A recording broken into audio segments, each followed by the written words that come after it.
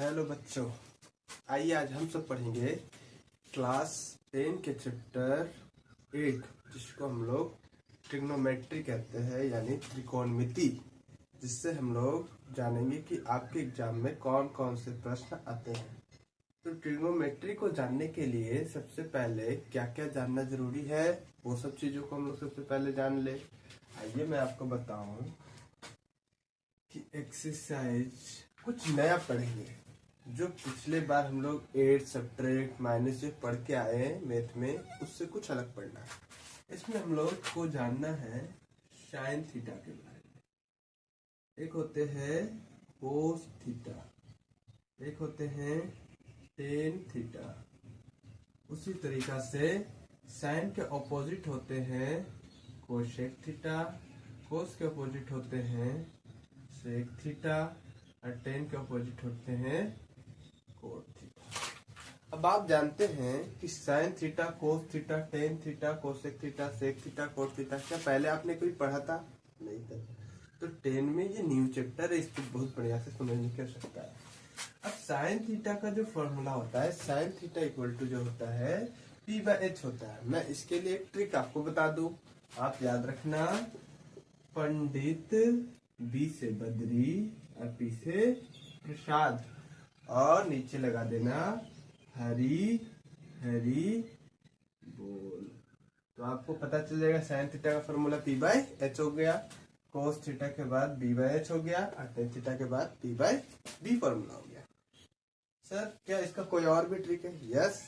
आइए, जैसे पहलगाम हमला के बाद पाकिस्तान की क्या हाल है वो तो हम सब जान ही रहे। क्यों ना पाकिस्तान पे ही हम लोग एक ट्रिक बना ले। आइए बनाते हैं। अब पाकिस्तान से ट्रिक कैसे बनेगा भाई? जब से सिंधु की इंडस वैली को हमने रोक दिया है, सिंधु समझौता तोड़ा है, पाकिस्तान की क्या हाल होगी? पाकिस्तान पी से बी से भूखा और पी से प्यासा है, यानी पाकिस्तान भूखा और प्यासा है। और इसके नीचे क्या होगा भाई? हिंदुस्तान, एस से फिर एस से हरा फिर भरा, यानी पी से पाकिस्तान भूखा प्यासा, हिंदुस्तान हरा भरा।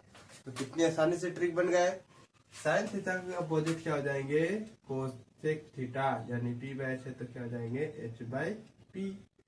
कोस थीटा का फॉर्मूला होता है B/H, B/H का अपोजिट कर देंगे तो क्या हो जाएगा? सेक थीटा, यानी H/B। टेन थीटा का P/B तो हो जाएंगे क्या? B/P। तो हम लोगों को पता चला sine theta, cos theta, tan theta, cosec theta, sec theta, cot theta का फॉर्मूला आसानी से याद कर लिए। पाकिस्तान भूखा प्यासा, नीचे हिंदुस्तान हरा भरा से, और उसके बाद उसको अपोजिट उसे लिख दिए। सर ये बिल्कुल आसान था, यहाँ तक समझने में कोई भी प्रॉब्लम नहीं है। इसके बाद हम लोगों को एक ट्रिगोमेट्री में हम लोग को पता चला कि सर एक ट्रेंगल जो होता है रेक्टेंगल, उसमें एंगल जो होती है वो कितने डिग्री की होती है? 90 डिग्री का एक एंगल होता है। ये हर कोई जानता है, ये बातें तो सब कोई जानता है। इसको हम लोग बोलते हैं बेस, यानी आधार। हिंदी में कहे तो आधार और इंग्लिश में कहते हैं तो बेस कहते हैं। फिर उसी तरीका से इसे हम लोग कहते हैं पी। पी का मतलब होता है परपेंडिकुलर, और परपेंडिकुलर को हम लोग क्या कहते हैं हिंदी में? लंब कहते हैं सर जी। तो दोनों के लिए बेहतर हो जाएगा, जेक बोर्ड वालों के लिए भी और CBSE वाले के लिए भी।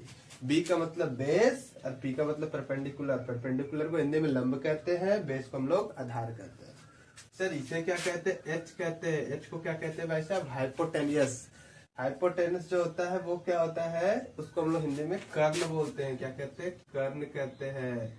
अब आपको एक ट्रेंगल में बना दूं ABC, तो इसी के बीच में पाइथागोरस जी आए और उन्होंने क्या किया? PB और H के बीच कोई ट्रिक दिया, कोई फॉर्मूला दिया, है ना? वो क्या दिया फॉर्मूला? इसको भी हम लोग जान ले क्या सर जी? बहुत जानना जरूरी है। उन्होंने 3 तरीका के फॉर्मूला दिए। पहला बताया कि उन्होंने बताया कि H² इक्वल टू क्या होता है? हमेशा P² प्लस में B² होता है। क्या मैं H² का स्क्वायर हटा के इसे रूट में डाल सकता हूँ क्या? जी। जैसे इसे रूट में डालूंगा तो रूट अंडर P² प्लस में B² हो जाएंगे। फिर उसी तरह से दूसरे बार उन्होंने बताया कि P² बराबर क्या होते हैं? H² माइनस में B²। फिर अगर P से स्क्वायर हटा दो तो क्या हो जाएंगे? रूट अंडर H² माइनस में B²। फिर तीसरी फॉर्मूला उन्होंने दिया बी स्क्वायर फाइंड करने के लिए एच स्क्वायर माइनस में P square, B equal to क्या हो जाएंगे root under H square minus में पी स्क्वायर। तो ये हम लोगों ने 3 फॉर्मूला पढ़ा पी, बी और एच फाइंड करने के लिए पाइथागोरस। सर क्या और भी फॉर्मूला इसे पढ़ने की जरूरत है? तो एक्सरसाइज 8.1 के लिए आपको इसमें और कुछ भी पढ़ने की जरूरत नहीं है। आगे आप पढ़ेंगे एक्सरसाइज 8.2 में तो आपको एक चार्ट याद करनी पड़ेगी। फिर 8.4 जो है उसी को अब न्यू बुक जो एनसीईआरटी बना है उसमें 8.3 कर दिया गया है। तो जो हम लोग 8.3 इसके बाद पढ़ेंगे उससे बहुत सारे फॉर्मूला को लिखेंगे। तो आइए आज जो हम लोग जाने उनसे किसी एक प्रश्न को बनाने का प्रयास। लिखा हुआ है कि साइन ए का वैल्यू 3/4 है। साइन ए का वैल्यू 3/4 है। फाइंड कीजिए, क्या कीजिए, कोस ए एंड टेन ए का वैल्यू क्या होगा। क्या हम लोग फाइंड कर सकते हैं कोस ए टेन ए का वैल्यू क्या होगा? क्या आसानी से कोस ए और टेन ए का वैल्यू निकाल सकते हैं क्या? जी एकदम निकाल सकते हैं। कैसे निकालेंगे तो वो मैं बता रहा हूँ आपको। सबसे पहले क्वेश्चन को मैं बताऊं कि लिखा हुआ साइन ए इक्वल टू 3/4। अब आपको आना चाहिए कि सर साइन थीटा का फॉर्मूला होता क्या है। तो आप देखो कि सर साइन का फॉर्मूला p/h होता है। तो क्या मैं इसको p बोल दूं और नीचे क्या होता है h होता है, तो p/h लिख सकता हूँ क्या? जी लिख सकते हो सर। सर मैं एक ट्रायंगल बना देता हूँ, रेक्टेंगल, राइट एंगल ट्रायंगल। यहाँ पे कितने डिग्री का होंगे? 90 डिग्री होंगे। अब मुझे पता है सर इसे बोलते हैं परपेंडिकुलर, इससे कहते हैं बेस और इसको कहते हैं हाइपोटेन्यूज। अब आप देखेंगे P आपका वैल्यू कितना है सर? 3। तो यहाँ क्या लिख सकते हैं? P का वैल्यू 3 लिख सकते हैं क्या? जी लिख सकते हो सर। B का वैल्यू देखोगे, B का वैल्यू कितना है सर? B का वैल्यू तो है ही नहीं यहाँ। H का वैल्यू पता है क्या है? H का वैल्यू 4 है सर। क्या हम पाइथागोरस के फॉर्मूला से निकाल सकते हैं क्या बी का वैल्यू? जी बी का वैल्यू आसानी से निकाल सकते हैं। तो बी का फॉर्मूला आपको क्या दिया हुआ है? तो बी का फॉर्मूला दिया हुआ है root under H square minus में पी का स्क्वायर। एच क्या है देख के बताएंगे? जी सर एच का वैल्यू 4 है तो 4 का स्क्वायर। पी कितना बताएंगे? 3 का स्क्वायर। 4 का स्क्वायर कितना होता है? 9। 3 का स्क्वायर, 4 का स्क्वायर कितना होता है? 16। 3 का स्क्वायर कितना होता है? 9 और 16 में 9 जाए कितने बचेंगे? 7 बचेंगे। क्या सर इसी तरीका से सबका निकालना पड़ेगा कोस टेन ए का वैल्यू? अरे यार इतना नहीं निकालना है, बस कोस ए। आप यार इसका नामकरण कर सकते हैं ए बी सी। कोस ए का वैल्यू फाइंड करना है तो कोस ए। अब आपको पता है क्या कोस ए का फॉर्मूला क्या मैंने लिखा है? कोस थीटा b/h, यानी भूखा पाकिस्तान भूखा और हिंदुस्तान वाले हरा लेना भाई। और b/h जो हो गए तो b का वैल्यू आपने कितना फाइंड किया? √7। और h का वैल्यू कितना है सर जी? h तो हमको पता है 4 है, तो यहाँ पर कितना लिख देंगे? 4 लिख देंगे। फिर एक बोला 10a का फॉर्मूला निकालने सर। 10a तो 10m का फॉर्मूला क्या जानते हैं? 10 का फॉर्मूला p/b होता है, तो यहाँ लिखेंगे p/b लिख देंगे। p/b जैसे लिख देंगे तो p का फॉर्मूला कितना है? p की जगह हम कितना दिया? 3 और b की जगह कितना दिया सर? b की जगह मैंने अभी फाइंड किया √7, रूट अंडर 7, 3 रूट अंडर। यही आपके हो गए। तो आपके एग्जाम में ये क्वेश्चन सिर्फ 2 मार्क्स में आएंगे। 8.1 से कितने मार्क्स में? 2 मार्क्स में ऐसे सवाल देखने को आपको मिलेंगे। अजी क्या और एक प्रश्नों से समझ ले इसे हम लोग? जी और एक प्रश्नों से बेहतर समझते हैं इसे। आप लोग देख लिए, समझ गए होंगे। 15 cot A = 8। 15 cot A = 8 बोला फाइंड कीजिए साइन ए एंड सेक ए का वैल्यू फाइंड कीजिए। साइन ए एंड सेक ए का वैल्यू फाइंड कीजिए।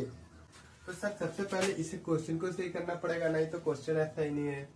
तो सर 15 cot A = क्या दिया हुआ है? 8 दिया हुआ है। क्या cot A = लिख सकते हैं 8/15? जी सर, क्योंकि यहाँ मल्टीप्लाई में तो क्या जाएंगे? डिवाइड में। एक हम लोग को अब राइट एंगल ट्रायंगल बनाना पड़ेगा जहाँ पे 90 डिग्री का कोण है। अब आप जानते हैं cot A का फॉर्मूला, कोट का फॉर्मूला मैंने क्या लिखा है? b/p लिखा है, तो यहाँ लिख सकते हैं क्या? b/p? जी सर लिख सकते हो। आपको मैंने बताया ये परपेंडिकुलर होते हैं, ये बेस होते हैं, ये हाइपोटेन्यूज होते हैं। p के जगह में कितना है वैल्यू सर? 15, तो 15 लिख देंगे। b की जगह कितना 8 है तो 8 लिख देंगे। और हाइपोटेन्यूज h की जगह कुछ भी नहीं है तो h को फाइंड कर लेंगे सर। जब h फाइंड करेंगे तो हमको क्या h फाइंड करने का फॉर्मूला पता है? जी सर पता है। h बराबर क्या होता है? p² + b²। p का वैल्यू कितना है सर? p का वैल्यू 15 है तो 15 का स्क्वायर हो जाएंगे। b का वैल्यू 8 है तो 8 का स्क्वायर हो जाएंगे। 15 का स्क्वायर कितना हो जाएगा सर? 15 का स्क्वायर 225, 8 का स्क्वायर हो जाएगा 64। जब ऐड कर देंगे सर 982 और 289 का रूट कितने निकलते हैं? 17। आप 17 को 17 से मल्टीप्लाई करके देखो तो कितना आएंगे? 289 आ जाएंगे। अब आपको एच का वैल्यू पता चल गया। एच का वैल्यू कितना फाइंड किया हो सर? 70 फाइंड किए हो। और find the value of sine and sec A. Sine A का वैल्यू कैसे फाइंड करेंगे? तो साइन ए का फॉर्मूला होता है सर p/h। p के जगह कितना है सर? 15 है तो लिखेंगे 15 और h के जगह कितना है? 16 तो 15/16। फिर उसी तरह आपको निकालना है सेक ए। सेक ए बराबर कितने हो जाएंगे सर? फॉर्मूला होता है सेक का h/b। h कितना फाइंड किए सर? 17 और b कितना फाइंड किए सर? 8। तो इस तरीका से आपने सीखा आज एक्सरसाइज 8.1 के कैसे प्रश्नों को सॉल्व करना है। तो आप सब इसी तरीका से जितने भी प्रश्न 8.1 के एक्सरसाइज 8.1 में दिया हुआ है चैप्टर 8 के जितने भी प्रश्न हैं सब इसी तरीका से बनेंगे। आप सब बनाइए।